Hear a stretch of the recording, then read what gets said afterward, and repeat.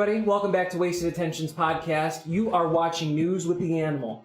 It is literally just with the animal. There's no Ivan on my left, there's no JD on my right. It's just me. Me and you.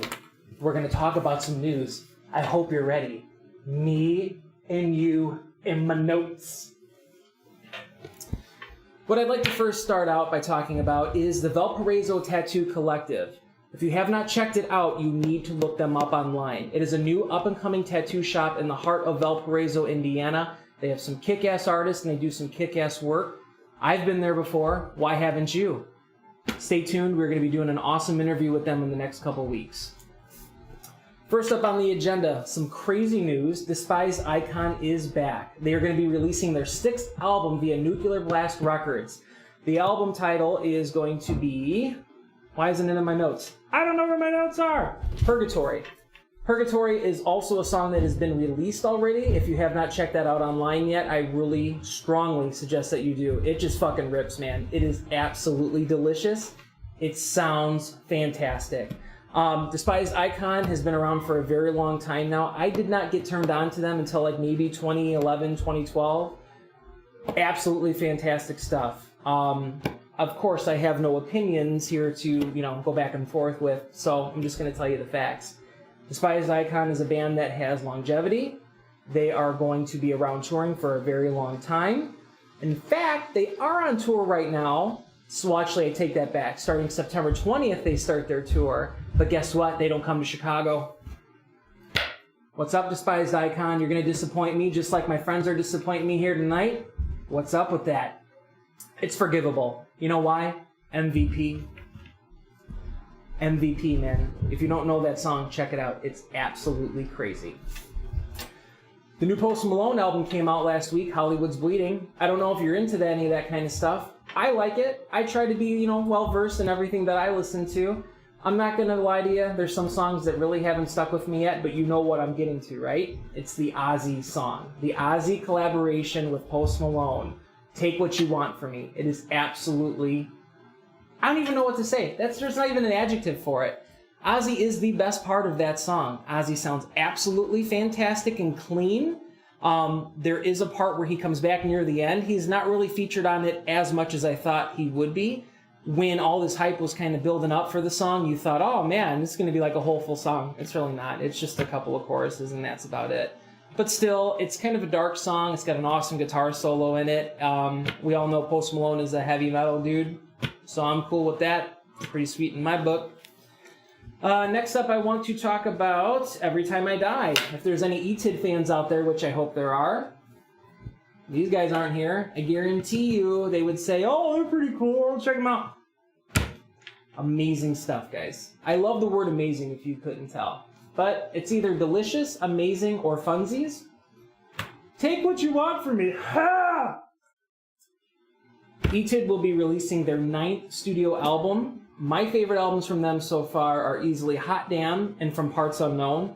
The thing about ETID that's interesting is that they kind of started out with more of a all over the place, kind of more East Coast hardcore-y kind of sound, and I don't even know if you'll agree with that, but that's kind of how I would suggest it. Over the last couple of years, ETID kind of turned into more of like a sludgy, chunky bit of music. They still have that thrash, they still have that absolute just thrown together sound that just comes off perfectly. So I'm very excited to be hearing about what's going to be coming from them pretty soon. Something that really is interesting to me, and I wish the guys were here to talk about it. I told you this was a passive-aggressive newscast. Straight Line Stitch. Where the hell have they been? They were super popular for a really long stretch of time, probably around the years of 2011 to like 2014. I know they went through some random lineup changes. They are just disappeared. I checked on their Facebook to dig in a little bit. On December 8th, 2015 is the very last time that they have ever posted anything. I looked to try and find the band members. It's all personal pages. I didn't want to, be all weird and friend them and be all, crazy like that. But I am generally curious on what's going on with them. I did attempt to reach out to their press contact that's listed on their Facebook and got that mailer Damon return. Have you ever got that? That is so annoying.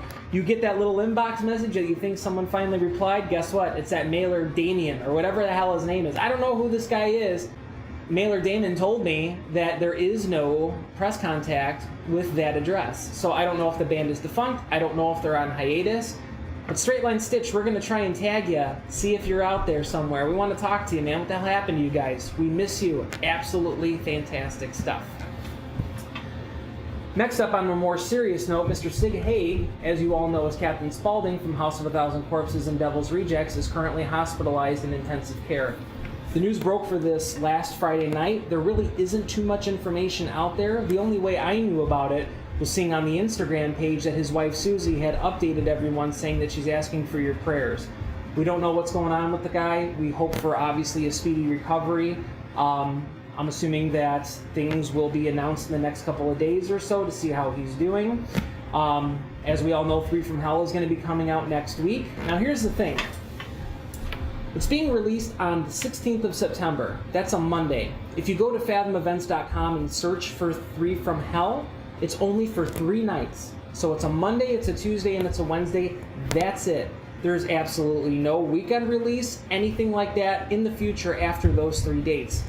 I don't know what's going on with that. There really isn't a whole lot of factual information out there as far as to what that decision was being made for. Maybe it's a test run to see how well it does in America. I'm sure it's going to do well. Those movies were absolutely fantastic. My personal opinion, I think House of a Thousand Corpses absolutely rocked. It was one of the weirder, kind of off stuff. I mean, I enjoy B-horror movies, don't get me wrong. But the way that Rob Zombie shot that movie was just so intricate and interesting. It took me a long time to fully take in everything. Like on the beginning part in the murder ride where Captain Spaulding has the 3 different versions of him as they're going in. That's pretty fucking awesome, man. You don't really see that too much in anything, honestly.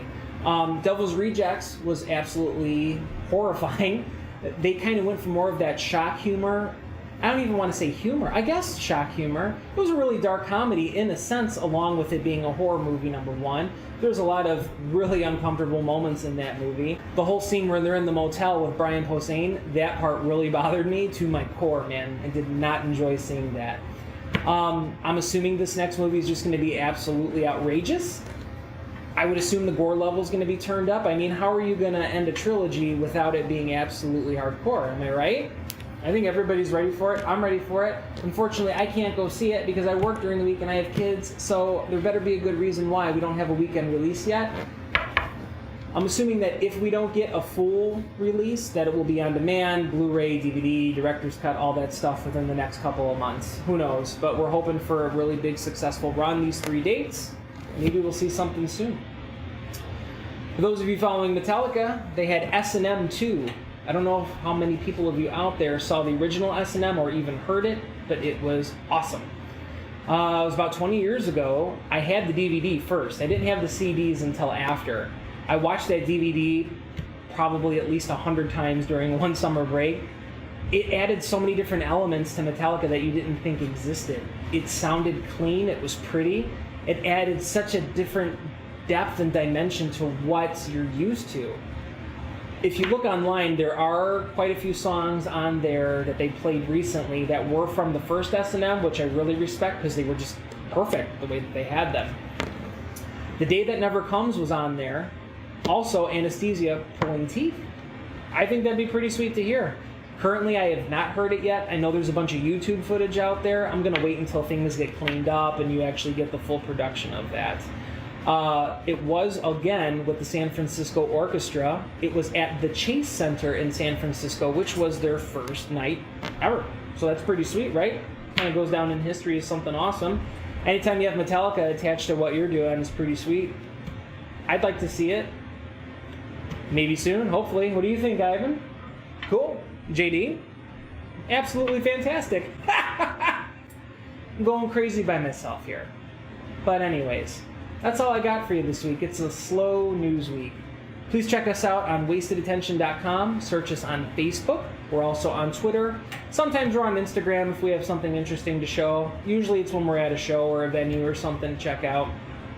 If you have any submissions, if you have any complaints, if you have any gripes about my shirt that I'm wearing, wastedattention@gmail.com. We love everybody coming in and watching us. We saw that our views have actually been going up. We've been seeing that our Facebook likes have been going up. So it shows us out there that you're out there and you're watching, and we sincerely appreciate all of your time, all of your likes, everything. Without you guys, we wouldn't be able to do any of this. So thank you. Have a great night. I forgot to turn the thing off.